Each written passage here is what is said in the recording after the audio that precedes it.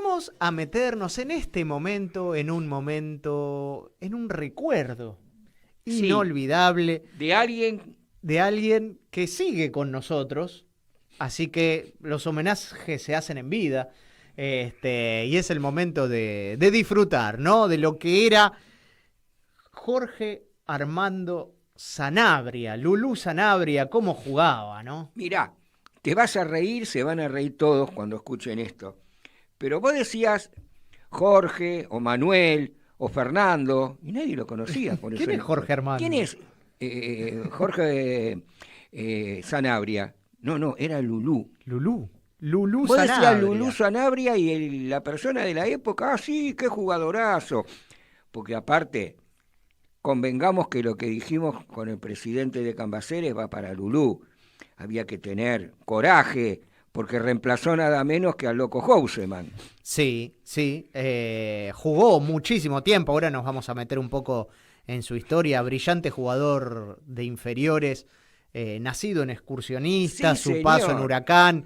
Vamos a meternos entonces, si nos están siguiendo a través de www.radiocaput.com, los felicito, sigan escuchándonos, pero si entran al canal de YouTube van a ver fotos que te van a hacer caer una lágrima.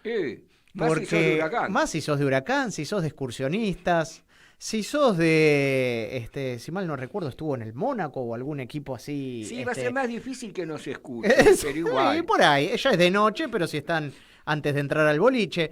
Vamos a hablar de Lulú Sanabria, obviamente, un jugador, Carlitos, mirá esa hermosa foto, sumamente veloz, con muy buena pegada, muy pícaro. Eran los jugadores gambeteadores con doble perfil de la época, ¿no? Sí, los que le pegaban y te seguía pisando la pelota. Perfecto la definición, muy guapo. Muy, muy guapo. Quizás el tema del cuerpo a cuerpo cuando quedaba con los centrales, que eran fuertes, quizás era su lugar más complicado, ¿no? Sí, pero ojo, pero si lo agarrabas en velocidad, no llegabas nunca. Ojo, yo me acuerdo un Boca Huracán y el que le tiró un par de patadas que si lo agarra lo quiebra era Rabina, que era experto en ese tipo de cosas, y no lo podía agarrar. No lo podía, no lo podía ni frenar, ni pegarle una patada ni nada porque le veía el número. Nacido en Paso de los Libres, en Corrientes, se vino desde muy tempranito, a los 10 años. El papá era gendarme, lo transfirieron aquí a la ciudad de San Miguel y ahí empezó a jugar con los amigos. El famoso potrero comenzó a distinguirse por su habilidad, por su velocidad. Y un vecino de la zona que veía esos torneos en San Miguel lo vio y quedó encantado. ¿Quién era ese vecino de la zona? Mientras los vemos allí con Alonso, otro grande, Sí. allí con ¿Quién era? El kinesiólogo de Excursionistas. Ah, bueno. Rápidamente dijo, llévatelo, vamos a probarte al Bajo Belgrano. Bueno, su ídolo era Ángel Clemente Rojas. Mirá vos. Mirá cómo jugaba. Irreverente, veloz, pícaro. Bueno, el kinesiólogo lo vio, habló con el jugador, con la familia, terminó en las inferiores de Excursionistas. Y en Excursio, en su categoría, coincidió con un tal Carlitos López y con un tal René Houseman. Claro. La categoría campeona de punta a punta ganaba por 8 goles de diferencia cada vez que se enfrentaban.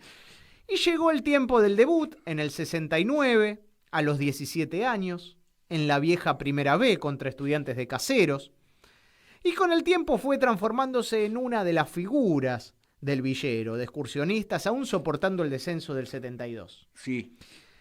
Lo quiso llevar River por intermedio de quien veíamos, Norberto el Beto Alonso, pero firme siguió con los colores verde y blanco, porque era su casa, ¿no? Cuando hablábamos de sentido de pertenencia, era su casa. En Pampa y Miñones nadie lo va a olvidar, esa gran dupla que armaba con Eduardo Menconi, por ejemplo, una sociedad letal de principios de los 70, Y en la mente de todos va a estar esa tremenda campaña en el torneo de la Primera C de 1974, en la que estuvieron realmente muy cerca de ascender y que obviamente le abrió el camino para el traspaso a la Primera División, exactamente como lo había anticipado el Charro Moreno cuando lo vio jugar alguna vez en las canchas del ascenso. Ahí llegó por un viejo conocido, René Houseman. Obvio.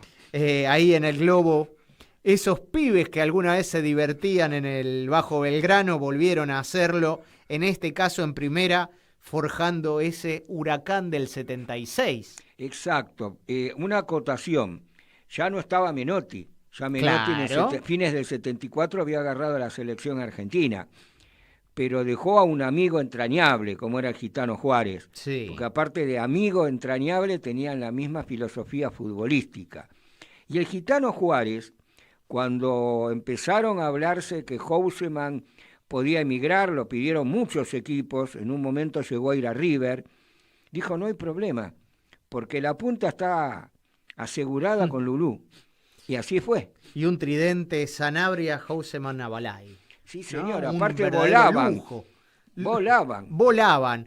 En el Globito jugó 90 partidos, convirtió 27 goles solo por Metropolitano. Y siendo puntero. Y hay que sumarle 42 partidos más en nacionales y 24 goles convertidos.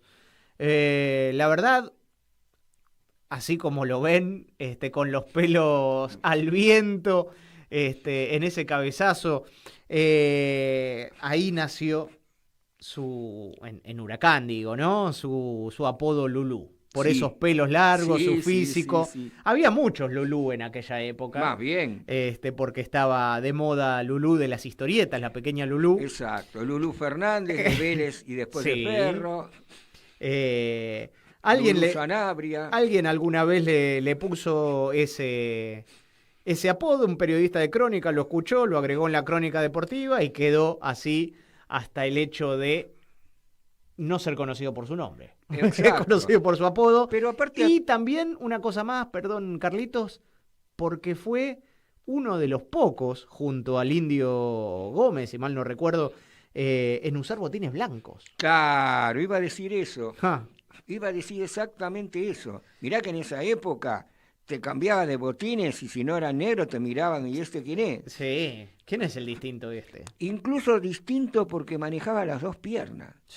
O sea, Lulú cuando jugaba Houseman iba de puntero izquierdo, o si no de puntero derecho. Eso complicaba al que te tenía que marcar, porque una cosa es que tengas que marcar a Houseman y otra cosa a Lulú. ¿Por qué? Porque si bien eran parecidos, la forma de encarar al rival eran distintas. Y además era completamente impredecible porque te encaraba por derecho o por izquierda. Por eso. Con las dos piernas. Con las dos piernas. Totalmente. La cantidad de hinchas, de oyentes que nos deben estar escuchando y deben decir, Lulú, ¿te acordás de ese gol? ¿Te acordás? Sí. Un Lulú Sanabria que no solamente jugó en Vélez, como habíamos visto aquel cabezazo, Argentinos Juniors, también en el exterior, en Mónaco, como había dicho, en Unión Magdalena, en Colombia. Y alguna vez sería lindo charlar con él porque tuvo muchísimas anécdotas complicadas jugando en el exterior, con mucho de zozobra. Pero en este caso, en Unión Magdalena, alguna vez contó que los dirigentes de aquel momento se movían con armas. ¡Epa! Y estaban vinculados al narcotráfico. Bueno. Y eso se veía en el día a día. Pasó por Independiente, también sin destacarse, pero después llegó a jugar en tierras sudafricanas y en plena época del apartheid. Claro. Alguna vez dijo que sus compañeros de tez oscura le tenían miedo, aunque, bueno, terminó siendo una suerte de líder entre todos, lo ponían en el centro, en el momento del saludo, digamos, y en idioma zulú le hacían gritar libertad. Ah, qué bueno. Él gritaba como bandera contra la desigualdad. Qué bueno eso. Qué buena anécdota. Y otra anécdota, en el Águilas del Salvador también vivió hechos terribles vinculados al narcotráfico. porque alguna vez contó también, debían pagar a los guerrilleros para que no chupen jugadores y por el otro lado para que no tiren el avión abajo en el cual alguna vez viajaban. Momentos complicados, anécdotas, pero sí, lugares, como mirá, anécdota, ahora como anécdota, en su momento, momento, a ver si llegaba, bajaba o no el avión.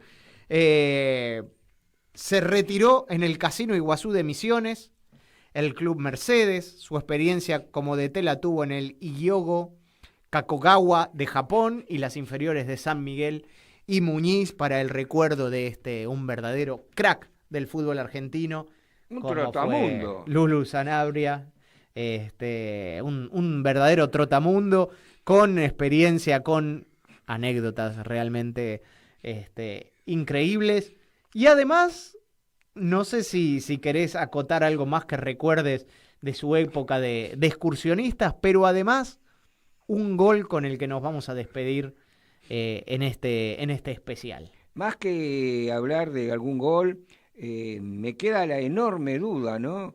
Yendo a África, a un equipo zulú, yendo a Japón de director técnico, ¿en qué se comunicaría con los compañeros o con los jugadores de sus equipos, verdad? O tiene varios idiomas o maneja por ahí el inglés, ¿no? Porque no me lo imagino hablando por señas. La verdad que sí, estamos hablando desde El Salvador hasta Francia, Mónaco, Japón, Sudáfrica, ¿no? Un Lulú Sanabria que volaba, pero por todo el mundo, en momentos que no era fácil viajar a estos lugares, como hoy, que encontrás jugadores argentinos en todos lados, representantes que te mandan y a veces desaparecen, hay casos, pero un verdadero velocista, gambeteador, pícaro, de esos irreverentes que vos decís, tengo que pegarle 10 patadas para poder sacarle la pelota y te la pisa una 11ª vez. Mirá, muchos jugadores de esa época surgidos en el ascenso, nombraste a Lulú, nombraste al Hueso Houseman, podríamos nombrar muchísimos más, siempre dijeron, nos vamos a asustar por una patada de más o una de menos, ¿sabés la que cobrábamos cuando jugábamos en los ascensos? Sí. Pero eso como primer medida, y como segunda medida quisiera decirte y decirle a los oyentes, como vos bien dijiste cuando hiciste la recopilación, su currículum vitae, típico jugador de potrero. Típico. Y mirá el gol con el que nos vamos, con Huracán. Nos vamos por este espacio. Obviamente, nos vamos por este espacio. Terminamos este especial con este gol a Filiol. El Pato, nada menos. A ver. Mira, ¿vos no lo viste? Míralo cómo jugaba. No me acuerdo. Había hecho por Gallardo. El pique de Jorge Sanabria. Jorge Sanabria. ¡Gol! ¡Gol! De Huracán. 30 minutos Jorge Sanabria. De ángulo muy difícil sobre la salida de Filiol. Logra vencer y poner el partido 1-1. Imponiendo la fórmula que había buscado. Dolorido el goleador. Sanabria gana a su marcador adelantando la pelota. Ante la salida de Filiol se abre mucho sobre su derecha. Casi no tiene ángulo para poder cruzar el balón. Sin embargo le pega con esta actitud llamativa para que la pelota pueda llegar atravesando la línea del arco de Filiol muy cerca de su palo derecho.